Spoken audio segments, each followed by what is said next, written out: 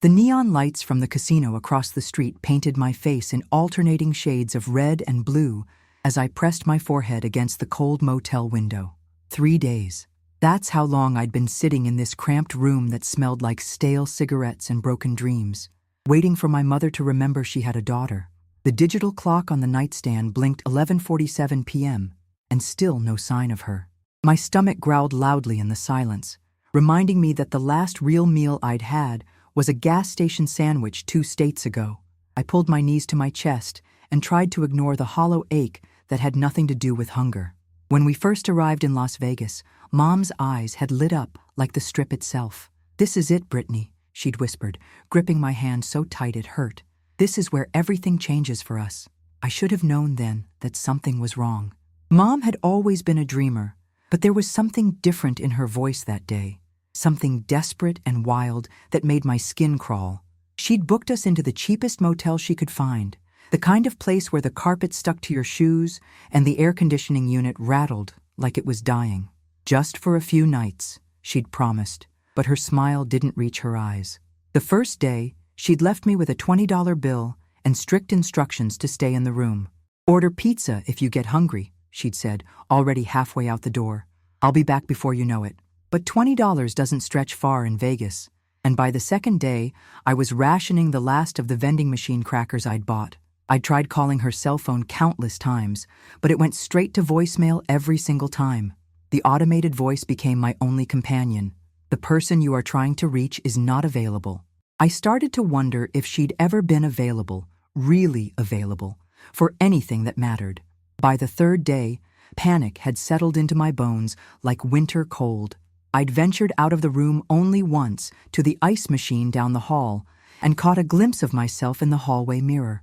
My brown hair was greasy and tangled, my clothes wrinkled from sleeping in them, and my eyes looked hollow and scared. I looked exactly like what I was, a 13-year-old girl who'd been abandoned in one of the loneliest cities in the world.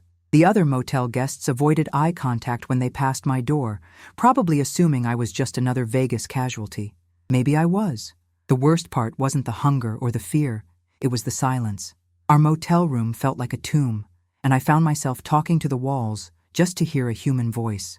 I'd tell them about school, about my best friend Sarah back home, about how Mom used to make pancakes on Sunday mornings before everything went wrong. But the walls never answered back, and eventually, even my own voice started to sound foreign to me. I wondered if this was how people disappeared, not all at once, but slowly, quietly, until there was nothing left but an echo in an empty room. I must have dozed off against the window because I was startled awake by voices in the hallway. For a moment, my heart leaped, thinking it might be Mom finally coming back to explain everything. But it was just other guests stumbling back from their night out, their laughter sharp and bitter in the desert air. I checked the clock again, 2:33 a.m. The rational part of my brain knew that Mom wasn't coming back tonight, maybe not ever. But the little girl part of me, the part that still believed in happy endings, kept watching the door anyway. As I settled back against the headboard of the lumpy bed, I tried to remember the last time Mom and I had been truly happy together. It felt like a lifetime ago, back when she still tucked me in at night and we'd watch old movies on our ancient TV. Before the late-night phone calls that made her pace the kitchen floor. Before the mysterious envelopes that arrived with no return address. Before she started looking over her shoulder every time we left the house. I'd asked her about it once, but she just ruffled my hair and said, "Some things are better left buried, sweetheart." Now, sitting alone in this Vegas wasteland, I was beginning to understand that maybe some things refused to stay buried. The neon lights continued their endless dance across the ceiling, and I closed my eyes, trying to block out the world. Tomorrow, I decided, I would have to do something. I couldn't just sit here forever, waiting for a mother who might never return. But tonight, I was still just a scared kid in a big, cruel city, holding on to hope like it was the last $20 bill in my pocket. And just like that money, I could feel it slipping away, one desperate hour at a time. The next morning arrived with the harsh reality of desert sunlight streaming through the thin curtains, and my stomach felt like it was eating itself from the inside out. I'd managed maybe 2 hours of real sleep, and my neck ached from the awkward position I'd fallen asleep in against the window. The digital clock now read 9:15 a.m., and the motel had come alive with the sounds of checkout. Car doors slamming, engines starting, people moving on with their lives while I remained frozen in this nightmare. I dragged myself to the bathroom and splashed cold water on my face, avoiding my reflection in the cracked mirror. The girl staring back at me looked like a ghost, and I wasn't ready to face that reality yet. My phone showed 17 missed calls to Mom's number, all unanswered. I'd left so many voicemails that her mailbox was full, my voice growing more desperate with each message. "Mom, please call me back. I'm scared. I don't know what to do." The silence that followed each attempt felt like a physical blow. I tried to think of anyone else I could call, but Mom had always kept us isolated, moving from town to town whenever she got restless. We didn't have family, at least none that she'd ever mentioned. Friends were temporary, left behind with each midnight departure. It was always just Mom and me against the world, except now it was just me. Around noon, my desperation finally outweighed my fear, and I decided to venture to the motel office. Maybe someone had seen her, or maybe they could help me figure out what to do next. The desert heat hit me like a wall when I stepped outside, and I squinted against the brutal sun as I made my way across the cracked parking lot. The office was a small, dingy room that smelled like coffee and disappointment, with faded tourism brochures scattered across a scratched counter. Behind the desk sat a young man who looked to be in his early 20s, with kind eyes and a name tag that read, Eric. He looked up from his paperwork when I entered, and I saw something shift in his expression. Concern, maybe even recognition. "Hey there," Eric said gently, setting down his pen. "You're in room 237, right? I've seen you around." His voice was warm and careful, like he was talking to a wounded animal. I nodded, suddenly feeling self-conscious about my appearance. I probably looked exactly like what I was, a kid who'd been living on vending machine food in fear for 3 days. "I haven't seen your mom lately," he continued, and there was something in his tone that made me think he'd been paying attention, maybe even worrying. "Everything okay?" The simple question nearly broke me, and I had to bite my lip to keep from crying right there in front of a stranger.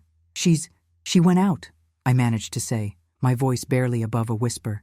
"She said she'd be back, but that was 3 days ago." The words hung in the air between us, and I watched Eric's face change as he processed what I was telling him. His eyebrows drew together in concern, and he leaned forward slightly, like he was trying to get a better read on the situation. "Have you eaten today?" he asked, and the kindness in his voice was almost too much to bear. I shook my head, not trusting myself to speak. Without hesitation, he reached under the counter and pulled out a granola bar, sliding it across to me. "Here, take this, and there's a vending machine with drinks right outside." As I unwrapped the granola bar with shaking hands, Eric continued to study me with those thoughtful eyes. "Listen," he said carefully, "I work the night shift sometimes, and I've noticed some things. Your mom, she's been leaving at weird hours, and she always looks like she's in a hurry, like she's running from something." My heart stopped. Someone else had noticed. Someone else had seen what I'd been too scared to acknowledge. "The night you guys checked in, she kept looking over her shoulder, checking the parking lot. That's not normal tourist behavior." He paused, seeming to weigh his words. "Has she ever done anything like this before? Left you alone for days?" The granola bar turned to sawdust in my mouth as I tried to process what Eric was telling me. Mom's paranoid behavior, the constant moving, the way she'd jump every time a car backfired. It all started to form a picture I didn't want to see. "She's always been careful," I said slowly, not sure how much to reveal to this stranger, no matter how kind he seemed. "We move around a lot. She says it's because she likes adventure, but..." I trailed off, unable to finish the thought. But now, I was beginning to suspect that our nomadic lifestyle had nothing to do with adventure and everything to do with fear.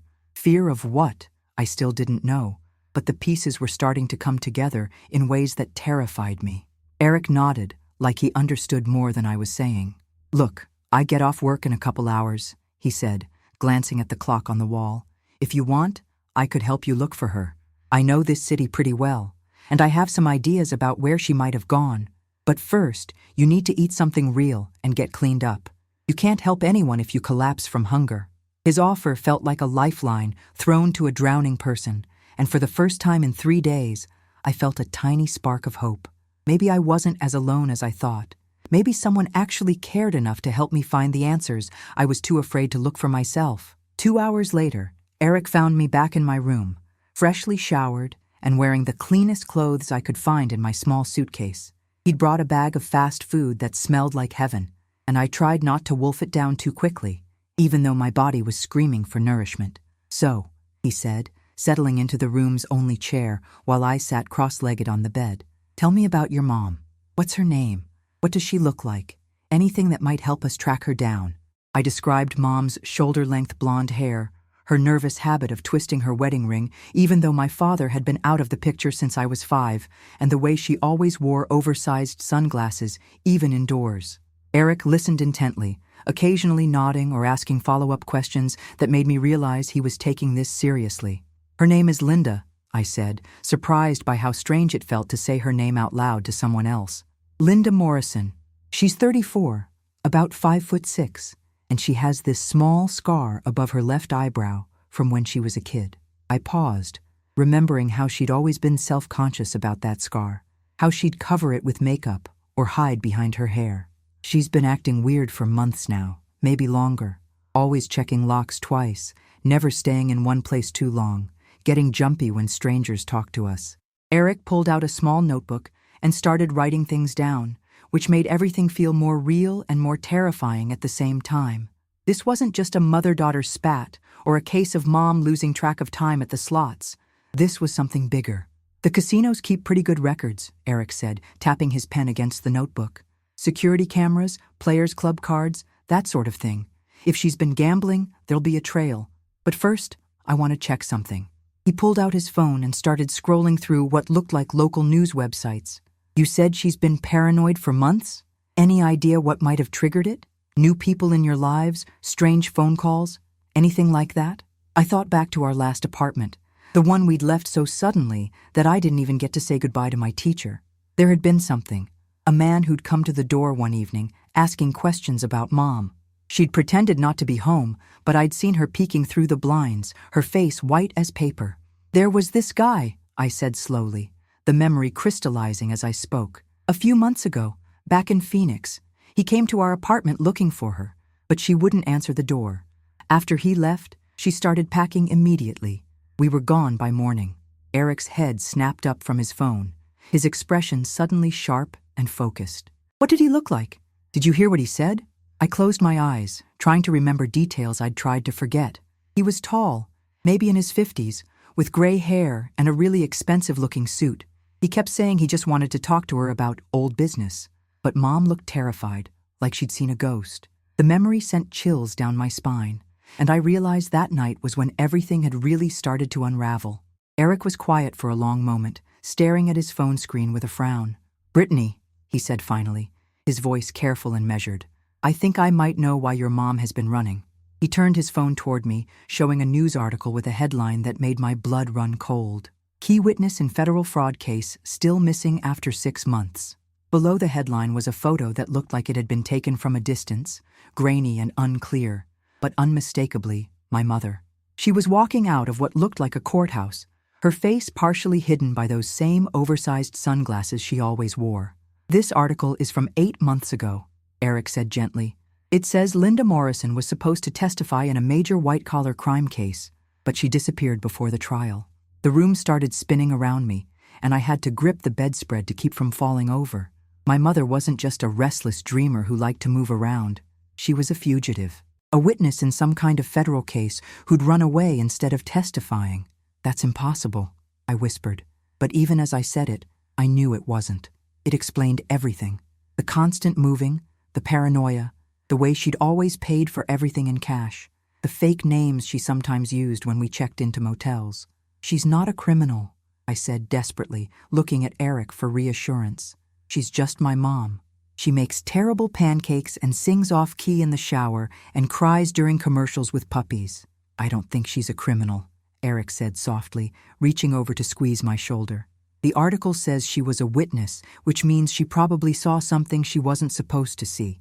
Maybe she was trying to protect you by running." But his words didn't make me feel better. If anything, they made everything worse. If Mom was running from people dangerous enough to make her abandon her entire life, then where did that leave me? "The question is," Eric continued, "why did she come to Vegas? This isn't exactly a great place to lay low. It's like she wanted to be found. His words hung in the air like a challenge, and I realized he was right. Vegas was the opposite of hiding. It was all lights and cameras and crowds. Maybe Mom hadn't come here to gamble away our problems. Maybe she'd come here to end them. As the reality of the situation settled over me like a heavy blanket, I felt something inside me shift. The scared little girl who'd been waiting passively for her mother to return was gone, replaced by someone harder and more determined. "We have to find her," I said, my voice stronger than it had been in days. "If she's in trouble, if people are after her, then she needs help. She needs me." Eric nodded, closing his phone and standing up from the chair. "Then let's go find her," he said simply. "But Brittany, you need to be prepared for the possibility that what we find might not be what you're hoping for. Sometimes the truth is harder to live with than the lie." I nodded, even though I wasn't sure I understood what he meant. All I knew was that I couldn't sit in this room for another minute, waiting for answers that might never come. Our first stop was the Bellagio, where Eric said the high-roller tables attracted people with serious money to burn or serious debts to pay. The casino floor was a maze of flashing lights and ringing slot machines, filled with people who looked like they'd been there for days. Eric showed Mom's photo to dealers and pit bosses, while I tried to blend into the background, feeling completely out of place among the desperate gamblers and cocktail waitresses.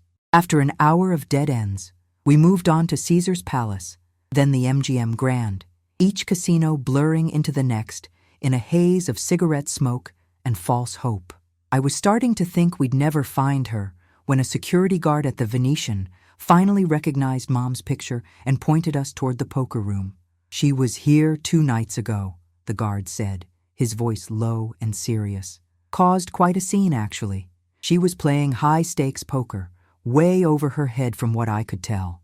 Lost big, then started arguing with some guy at the table. We had to escort her out when things got heated." My heart sank as I imagined Mom, desperate and cornered, making the kind of mistakes that could get her hurt.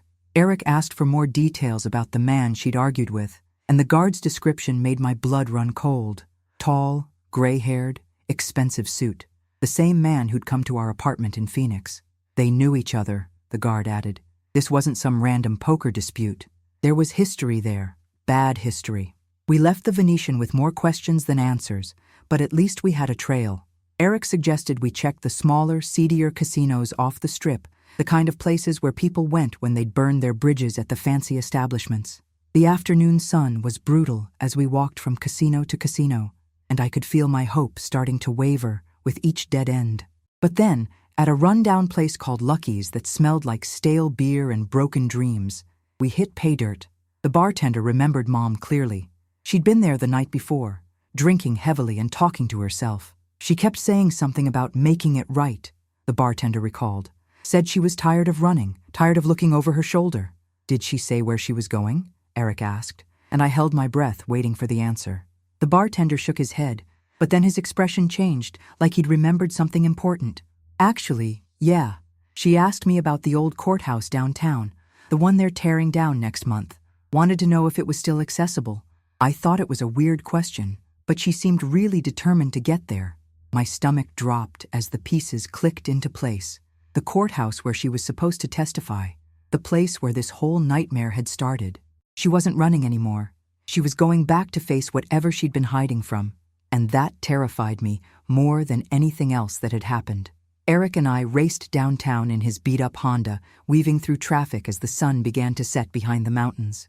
The old courthouse was a crumbling monument to justice deferred, surrounded by chain-link fences and demolition equipment. But there was a gap in the fence, and fresh footprints in the dust leading toward the building's main entrance.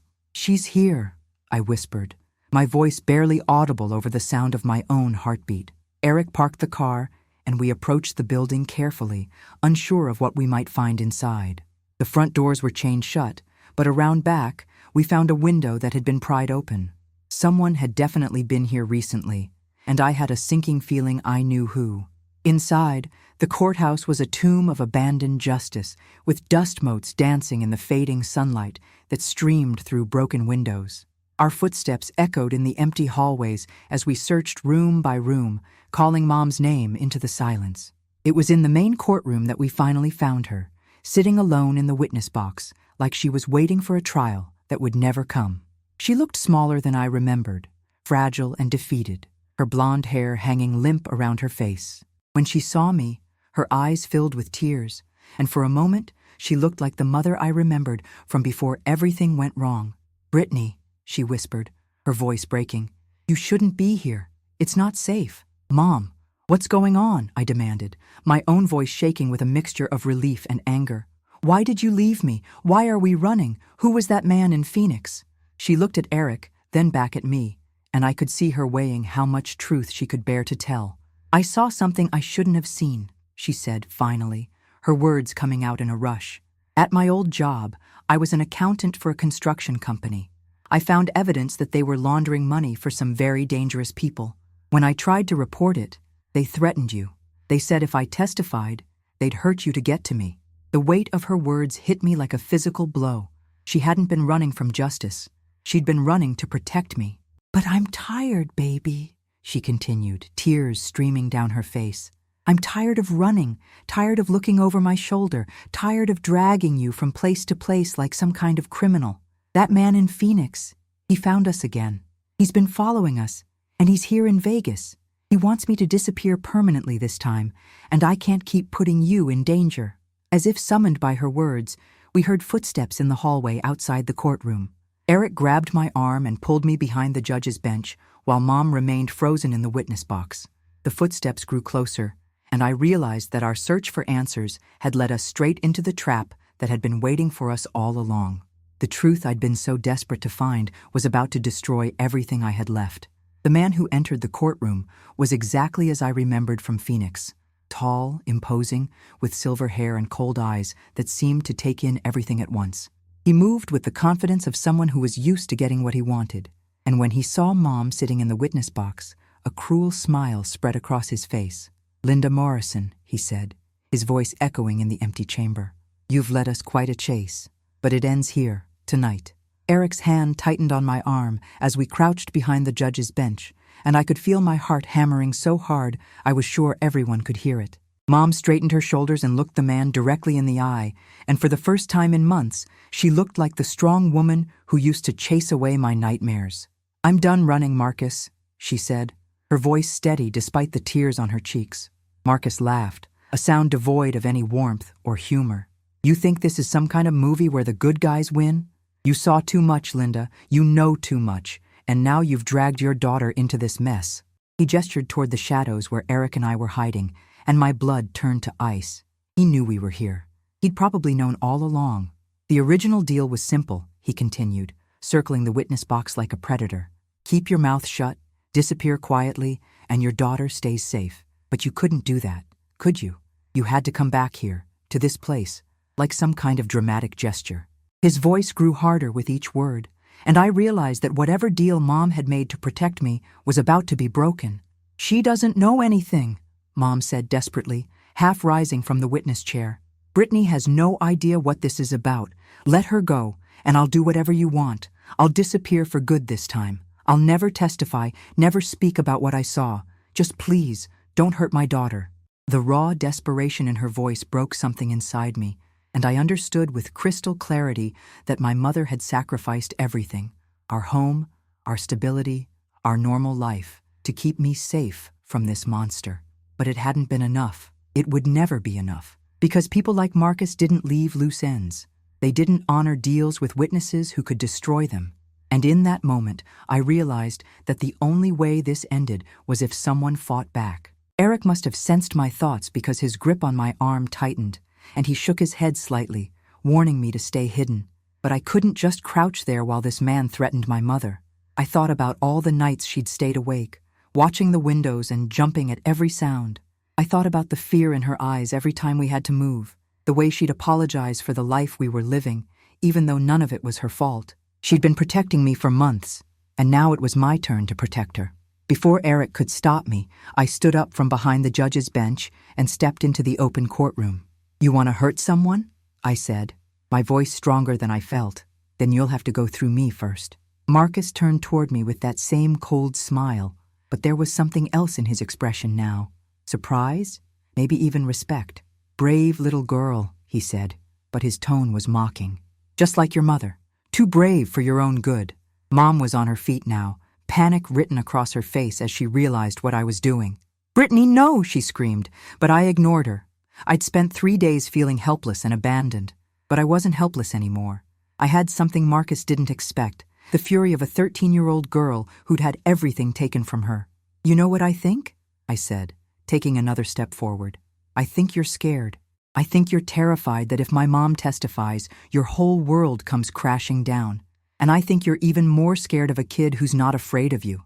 Something shifted in Marcus's expression, and for the first time, I saw uncertainty flicker across his features. Behind him, I noticed Eric moving quietly along the wall, his phone in his hand. He was recording everything, I realized. Marcus's threats, his admission of guilt, everything we needed to prove what kind of monster he really was. "You made one mistake," I continued, my voice growing stronger with each word. "You assumed that because we were running, we were weak. But my mom isn't weak. She's the strongest person I know. And I'm not weak either. We're survivors, and we're done being afraid of you." Marcus reached into his jacket, and I saw the flash of metal. But before he could draw whatever weapon he was carrying, the courtroom suddenly filled with the sound of sirens and shouting voices. Eric had called the police while we were talking, and now the building was surrounded. Officers poured through the doors, their weapons drawn, shouting commands that echoed off the empty walls. Marcus raised his hand slowly, his face a mask of rage and defeat, while Mom collapsed back into the witness chair, sobbing with relief. As they led Marcus away in handcuffs, he looked back at me one last time, and I met his gaze without flinching. "It's over," I whispered, and for the first time in months, I actually believed it. Later, as Mom and I sat in the back of a police car giving our statements, she took my hand and squeezed it tight. "I'm sorry," she said, her voice thick with tears. "I'm so sorry for everything I put you through." I squeezed back and smiled through my own tears. "We're going to be okay, Mom. We're finally going to be okay." And as we drove away from that courthouse of broken dreams, I knew that our real life, the one we'd been running from for so long, was finally about to begin.